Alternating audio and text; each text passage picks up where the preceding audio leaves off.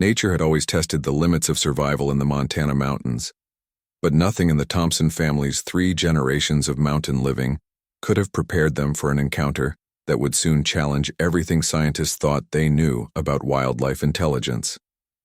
The mercury had plunged to 20 degrees below zero, and the wind howled through the pine trees surrounding their remote cabin, carrying sharp crystals of ice that stung any exposed skin.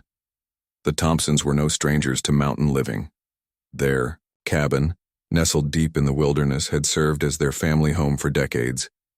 Sarah and Mark Thompson had raised their children, 15-year-old Amy and 13-year-old Jason, to respect and understand the delicate balance between human life and the wild. Their home stood as a testament to self-sufficiency, with a greenhouse attached to the south side and a root cellar stocked with enough preserved food to last through the harshest winters. Little did they know their well-stocked supplies would soon play a role in one of the most remarkable wildlife encounters ever documented. That evening started like any other in February. Sarah stirred a pot of hearty stew made from last summer's canned vegetables and dried venison. Mark added another log to the crackling fireplace while Amy and Jason worked on their homeschool assignments. The family had learned to find comfort in their isolation, especially during these winter months when the nearest town was often inaccessible due to snowdrifts blocking the mountain roads. None of them could have imagined that their peaceful evening would mark the beginning of a story that would eventually amaze wildlife experts worldwide. The first strange sound came just after sunset. It was barely noticeable at first, a soft thump against the front door that could have been mistaken for a chunk of snow falling from the roof. But then it came again, more deliberate this time, with a rhythm that seemed impossible for a wild animal. Sarah lowered her wooden spoon, and Mark looked up from the fire. The children stopped writing in their notebooks, sensing that something extraordinary was about to unfold. The noise continued, growing more distinct. It wasn't the sharp crack of ice or the random patter of snow. This sound had purpose and intelligence behind it. Something was actually knocking on their door with a deliberation that defied natural explanation. The rhythm was irregular but persistent, accompanied by what sounded like heavy breathing and scratching against the wooden frame. It almost seemed like a code, a deliberate attempt at communication that would soon prove more sophisticated than anything they could imagine. No one in their right mind would be out in this weather, and the few neighbors who lived miles away always called on the satellite phone before making the treacherous journey to visit. The family gathered in the kitchen, moving instinctively away from the windows as the knocking grew louder. What they were about to discover would not only change their lives, but would become a testament to the untapped intelligence of wild animals that would leave the scientific community speechless. Mark reached for the rifle they kept above the fireplace, more out of habit than intention. Years of mountain living had taught them to be prepared for anything. But this situation felt different from their occasional encounters with curious wildlife. Most animals would avoid human dwellings, especially in winter when they conserved their energy for survival.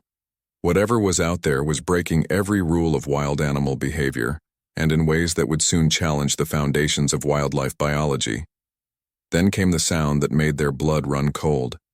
A deep, unmistakable grunt, followed by something that seemed impossible. A pattern of deliberate movements that suggested not just intelligence, but purposeful communication. They had heard bears before while watching them forage in summer, berry patches. But bears should be deep in hibernation at this time of year. Something was very wrong, and what they would discover next would spark a story of survival, intelligence, and interspecies cooperation that would amaze people around the world.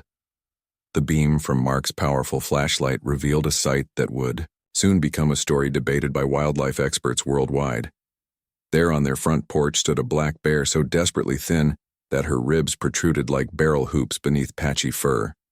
But what happened next would make headlines across the country and challenge everything scientists thought they knew about bear intelligence. The starving bear, instead of desperate scavenging, performed a series of actions so deliberate they seemed impossible. First, she carefully gathered 3 pine cones from her mouth, placing them in a perfect line by their door. Then she pointed, repeatedly between the pine cones and herself as if counting. The meaning became heartbreakingly clear when she turned sideways, showing her swollen mammary glands. 3 pine cones, a mother and 2 cubs. Sarah noticed something even more extraordinary. The bear was gathering small branches, arranging them to create an arrow pointing toward the forest. When she finished, she looked directly at them, and then followed the direction of her makeshift arrow, walking a few steps before returning. She repeated this 3 times, each time becoming more deliberate in her movements. She wasn't just asking for food. She was trying to show them something in the forest. The bear's next actions defied everything documented about wild animal behavior. She approached their window and, with unexpected gentleness, used her paw to wipe away the frost in a circular pattern, creating a clear spot to make eye contact. When their gazes met, she tilted her head and made a soft whimpering sound that seemed more canine than ursine. The intelligence in her eyes wasn't just awareness. It was calculated communication. Amy pointed out something that would later amaze wildlife biologists. The bear had created a small collection of objects near their door: a pine cone, a small branch, and a river stone, each pointing toward the forest. It wasn't random debris. It was a deliberate arrangement. Later, they would understand these represented her family's story. The pine forests where they lived, the broken branch symbolizing their desperate situation, and the smooth river stone from their normal feeding grounds, now frozen over. The family watched in stunned silence as the bear demonstrated one final act of extraordinary intelligence. She found an icy patch of snow and, using her claw, scratched 3 clear marks, then waited. When no one moved, she repeated the action, then held up her paw, displaying 3 extended claws. She was counting her family members who needed help. What happened over the next few moments would not only save this bear family, but would revolutionize how scientists understood animal intelligence. The Thompsons were about to witness behavior so remarkable that wildlife experts would travel from around the world to document their story. The mother bear's next actions would prove that in moments of desperate survival, nature could evolve beyond anything humans thought possible. The bear made one final gesture that erased any last doubts about her intelligence. She carefully gathered snow into a small mound, placed her share of food portions on one side, and divided it clearly into 2 smaller portions on the other side. She understood not just quantity, but division. This wasn't just a hungry animal seeking food. This was a mother showing she could plan, communicate, and share with extraordinary intelligence. Time seemed to stand still in the Thompsons' warm cabin as they faced a moment that would soon become part of scientific history. Sarah's hand trembled as she gripped the kitchen counter, her mind struggling to process the extraordinary display of intelligence they had just witnessed. The mother bear waited patiently outside, her carefully arranged message of pine cones, branches, and stone, telling a story no human had ever documented before. Mark lowered his rifle completely, his 20 years of mountain experience suddenly feeling inadequate.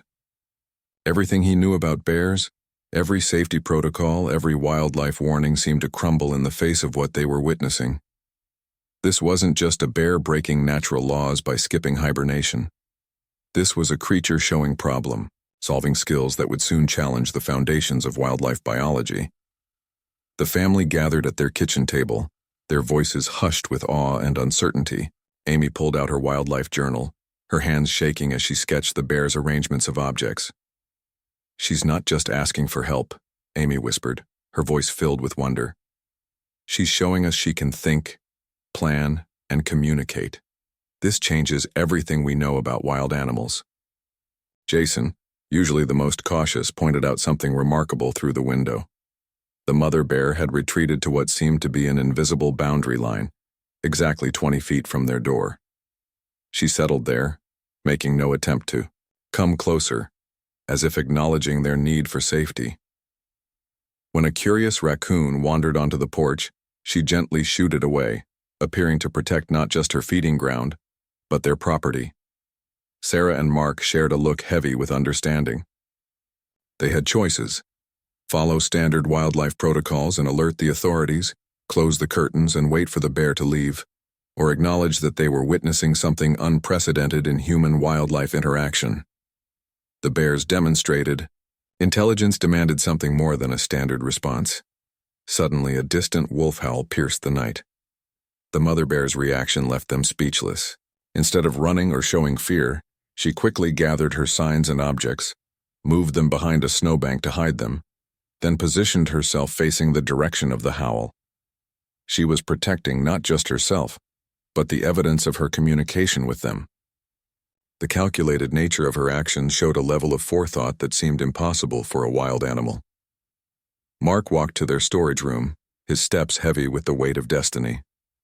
Their decision now went beyond simply feeding a hungry animal. They were about to participate in what would become one of the most significant documented cases of animal intelligence in history. The carefully stocked shelves of preserved meat and fish seemed to be meant for exactly this moment. "If we do this," he said softly, returning to his family, "we need to document everything. This isn't just about saving their lives anymore. This could change how we understand wild animals." The family nodded, understanding that they were about to break every conventional rule about wildlife interaction, but in doing so, might unlock mysteries about animal intelligence that had never been explored. Sarah moved to the window and deliberately made eye contact with the waiting bear. The bear responded by slowly raising her paw and making 3 distinct tapping motions on the snow, once again showing her ability to count her family members. In that moment, the Thompsons knew their decision was already made. They were about to embark on an adventure that would not only save 3 lives but would rewrite scientific understanding of animal cognition. The Thompsons' first attempt to help the mother bear revealed intelligence far beyond their wildest expectations. Mark approached the door with their initial offering of preserved fish, his hand steady despite his pounding heart. Before he could even open it, the bear did something remarkable. She used her paw to draw 3 distinct circles in the snow, then divided a line through them, creating what looked unmistakably like portions. She was showing them how to divide the food. What happened next left them stunned. Instead of rushing for the food when Mark placed it outside, the mother bear carefully separated it into 3 distinct piles. She then did something that defied all natural instincts. Despite her obvious starvation, she picked up a small stick and drew a line in the snow between her portion and her cub's shares. She looked at the window, as if seeking approval for her understanding of fair distribution. Sarah documented everything with trembling hands, knowing their experience would soon become a cornerstone study in animal intelligence. The bear's method of communication grew more sophisticated with each interaction. She developed a clear pattern. 1 gentle tap meant she was present. 2 taps signaled hunger, and 3 rapid taps indicated potential danger in the area. This conscious development of a communication system astounded them. Then came the moment that would later make international headlines. The mother bear, whom they now called Luna for her crescent chest marking, revealed her cubs in a way that demonstrated incredible trust and teaching ability. She emerged from the forest with her 2 small cubs, but instead of simply letting them approach, she conducted what could only be described as a lesson.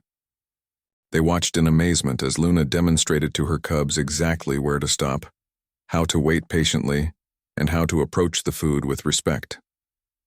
When one cub stepped too close to the house, she gently guided it back, showing it the boundary line she had established. She was teaching them not just survival, but proper interaction with humans. The cubs, whom they privately named Sage and Shadow, showed an intelligence that matched their mother's. Under her guidance, they learned to mirror her communication methods. They would wait at the established safe distance, sit patiently during food distribution, and even began mimicking their mother's gesture of gratitude, a gentle double tap of their paw against their chest before eating. But it was Luna's next action that truly demonstrated the extraordinary nature of their arrangement. One night she arrived with a small bundle of fresh spruce tips placed carefully at their door. Sarah recognized these as medicinal plants often used by local indigenous people. Luna had brought them a gift, not just any gift, but one with practical value. She had observed, remembered, and reciprocated their kindness with her own offering. The bear family's nighttime visits developed into a remarkable routine. Luna would arrive at precisely the same time each evening, teaching her cubs the importance of pattern and predictability. She began alerting the family to other wildlife in the area, warning them of approaching wolves or mountain lions with distinct signals. She had essentially become an unofficial guardian of their property. The transformation in Luna's physical condition was remarkable, but the development of her communication skills was even more extraordinary. She began using different combinations of her established signals to convey more complex messages. 3 taps followed by a drawn line meant danger on the forest path. 2 taps and a circle meant her cubs needed specific attention. She had created her own basic language, something that would later fascinate linguists and animal behavior experts alike. As February's bitter cold continued to grip the mountain, the Thompsons found themselves walking a fine line between compassion and caution in their extraordinary arrangement. Each day brought new challenges and revelations about their unusual guests. The family had converted their evening routine entirely around Luna and her cubs' visits, carefully measuring portions and timing their assistance to maintain the delicate balance between helping and over-domestication. What amazed them most was Luna's profound awareness of their need for boundaries. She seemed to understand that their help depended on her family maintaining their wild nature. During one remarkable evening, when a pair of young male bears attracted by the food scents approached the cabin, Luna positioned herself between them and the property. They watched in awe as she guided these intruders away without aggression, somehow communicating that this territory was spoken for. The family's daily routine had transformed completely. Sarah began preparing special nutrient-rich food combinations, carefully researched to help Luna rebuild her strength without making her dependent. Mark constructed a simple feeding station at the established safe distance, angled perfectly so they could observe while maintaining security. The children devoted themselves to documenting every interaction, creating detailed records that would later prove invaluable to wildlife researchers. Luna's protective instincts extended beyond her own cubs to include the Thompson family. One snowy morning, they discovered fresh mountain lion tracks leading toward their cabin. Luna had spent the entire night patrolling their property perimeter, her own tracks showing how she had deliberately walked circles around their cabin until the mountain lion moved on. She had appointed herself as their guardian, creating a mutual protection pact that defied natural order. The cubs, growing stronger each day, displayed an extraordinary blend of wild instincts and learned behaviors. Under Luna's strict guidance, they maintained perfect boundaries, never approaching the cabin outside their established feeding times. Yet their natural playfulness remained, tumbling in the snow and chasing snowflakes while their mother kept watch. The family often found themselves laughing at their antics, though they were careful never to encourage direct interaction. Even more remarkable was how Luna began timing her visits to coincide with the family's needs. When heavy snow threatened to block their path to the woodshed, they would find it mysteriously cleared by massive paw prints. During particularly fierce storms, Luna would position herself on their north side, using her bulk to break the worst of the wind from their most vulnerable wall. She had somehow evolved from receiving help to providing it. The emotional connection grew deeper, yet the Thompsons remained vigilant about maintaining necessary distance. They never called the bears by their given names in their presence, never attempted to touch them, and always respected Luna's signals about when to stay inside.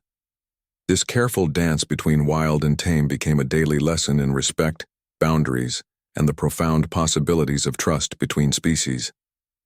Sarah found herself moved to tears one evening when Luna performed an extraordinary act of empathy. When Amy had slipped on ice earlier that day, visibly limping as she helped with the evening feeding, Luna noticed. The mother bear spent several minutes gathering specific medicinal plants they recognized from their indigenous neighbors' teachings, carefully placing them by their door before backing away. She had not only recognized injury but remembered a remedy.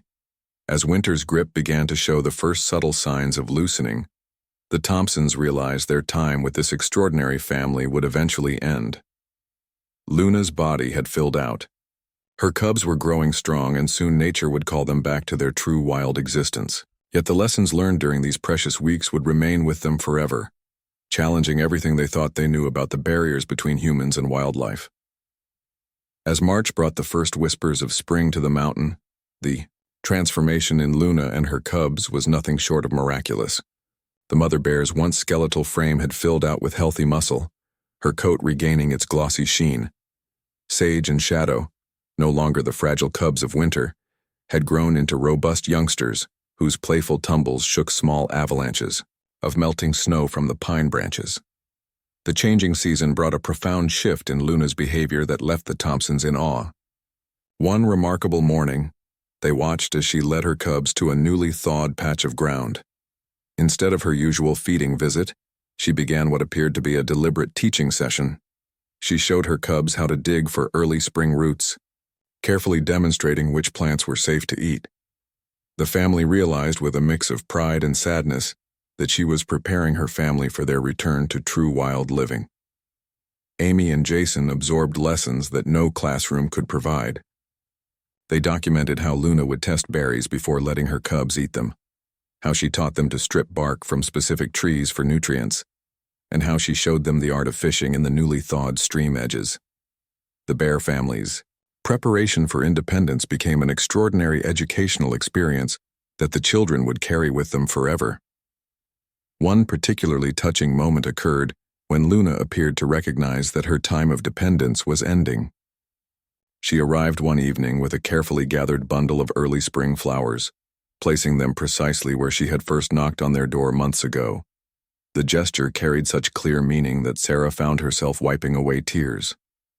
It felt like a thank you, but also a goodbye. The family began their own preparation for the inevitable transition. Mark and Sarah gradually reduced the portions they provided, following the natural rhythm of increasing spring food availability. They noticed how Luna seemed to understand and approve of this approach, sometimes leaving portions of their offerings untouched as she taught her cubs to forage instead. Her intelligence continued to astound them as she balanced acceptance of help with the need to return to self-sufficiency. The cubs showed remarkable development in their own right. Under their mother's guidance, they had grown not just in size but in understanding. They demonstrated perfect recall of safe foraging locations Luna had shown them, and even began taking turns watching for danger while their mother taught them survival skills. Their behavior reflected both their wild instincts and the extraordinary education their mother had provided. As the days grew longer, Luna's visits became less frequent but no less meaningful. Each appearance seemed carefully planned to coincide with her teaching moments. She would bring her cubs to demonstrate a newly discovered food source, as if sharing her successful findings with the family who had helped them survive. These moments held a different kind of magic than their desperate winter encounters, filled with pride rather than necessity. The most remarkable moment came during what they sensed would be one of their final regular visits. Luna guided her cubs through what appeared to be a deliberate farewell ritual. They each placed a small token from the forest, a pine cone, a special stone, and a spring flower, on the porch. Then Luna did something that left them speechless one final time. She drew a perfect circle in the remaining snow, then drew a line through it and erased half before looking directly at the family. The message was clear. They had all been part of a complete circle, but now it was time for that circle to separate naturally. The story of the Thompson family and their extraordinary winter with Luna and her cubs spread far beyond their mountain community, becoming a phenomenon that challenged everything wildlife experts thought they knew about bear intelligence. Scientists and researchers from prestigious universities arrived as spring bloomed fully, eager to study the documented evidence of Luna's unprecedented behaviors. Sarah and Mark's careful records, combined with Amy and Jason's detailed journals, provided a wealth of information that would revolutionize understanding of animal cognition. The children's notes, filled with drawings of Luna's communication signals and descriptions of her teaching methods, became the foundation for a groundbreaking study on ursine intelligence. Their experience sparked new research into bear behavior and led to significant changes in wildlife conservation approaches. The most remarkable epilogue to their story began when summer arrived. Just as the family had settled back into their normal routine, they heard a familiar gentle knock one warm morning. There stood Luna, healthy and magnificent, with her now robust cubs. But this visit wasn't about seeking help.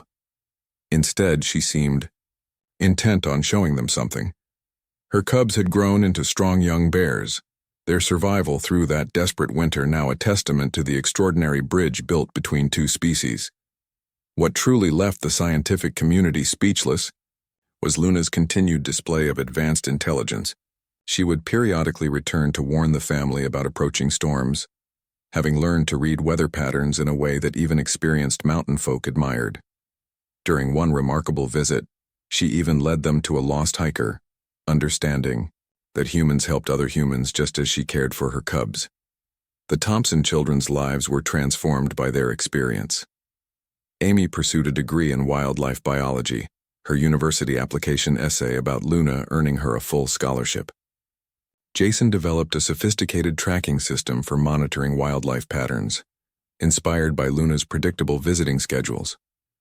Their extraordinary winter with the bear family had shaped their future paths in ways they never could have imagined. Local attitudes toward wildlife began to shift as the Thompsons' story spread. Other mountain families reported similar, though less dramatic, incidents of bears showing unexpected intelligence and restraint around human dwellings. Luna had unknowingly sparked a quiet revolution in human-wildlife relationships, teaching humans as much about compassion and boundaries as she had taught her cubs about survival. The most touching moments came during Luna's occasional summer visits. She would bring her cubs, now almost grown, to the edge of the forest near the cabin. They never approached as closely as during that desperate winter, maintaining a wild distance that the Thompsons knew was right and necessary. But they would pause long enough for the family to see how they had thrived, offering a gentle acknowledgement of the bond they shared before disappearing back into their forest home. Perhaps the most significant legacy of their experience was its impact on wildlife conservation policies. The documented evidence of Luna's intelligence and ability to form complex relationships with humans while maintaining her wild nature led to new approaches in wildlife management. Conservation groups began exploring more nuanced ways of handling human-wildlife interactions, moving away from strict separation toward more balanced coexistence strategies. As the years passed, the Thompsons would occasionally glimpse a bear, with a distinctive crescent marking teaching new cubs the art of gentle foraging along the forest edges. Luna's legacy lived on, passed down through generations of bears that seemed to share her extraordinary understanding of the delicate balance between wild and human worlds. Her story continued to leave people speechless, not just for the remarkable events of that desperate winter, but for the lasting reminder that intelligence, compassion, and trust could bridge even the widest of nature's divides. Want to witness more incredible moments of unexpected animal intelligence? Subscribe to our channel for weekly stories that will leave you amazed and touched. Click the bell icon to never miss an update about remarkable wildlife encounters that challenge everything we think we know about the animal kingdom.